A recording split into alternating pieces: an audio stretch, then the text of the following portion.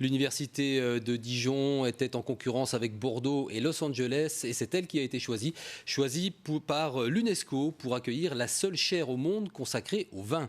Le directeur de l'enseignement supérieur et de la formation professionnelle de l'UNESCO était à Dijon depuis quelques jours pour concrétiser un vœu qui était à la fois celui de l'université et de l'UNESCO. Stanislas Madèche, Christophe Gaillard. Le vin est un objet culturel.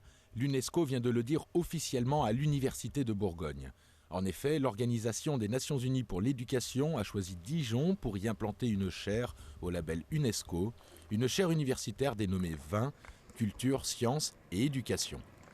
La Bourgogne s'impose comme la région mondiale la plus essentielle sur les questions du vin. Le vin, ce n'est pas simplement la boisson.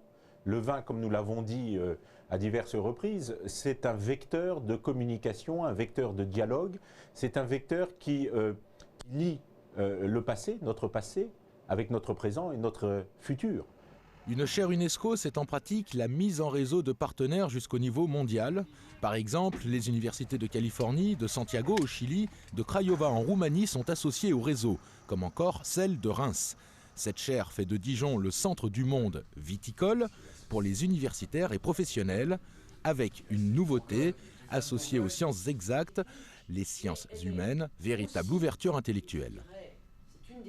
Ça va fédérer ce qui existe et puis surtout éviter d'être cloisonné. Le chercheur est souvent isolé dans sa bulle ou dans sa tour d'ivoire et on va pouvoir de ce point de vue-là confronter nos recherches à celles des autres et ça va faire progresser bien sûr la science. En somme, cette chaire devra améliorer les savoirs sur la vigne et le vin grâce à des regards multiples, confrontation des différentes disciplines universitaires, échange de compétences entre les hémisphères nord et sud, pour notamment aboutir à des diplômes de niveau master à Bac+5.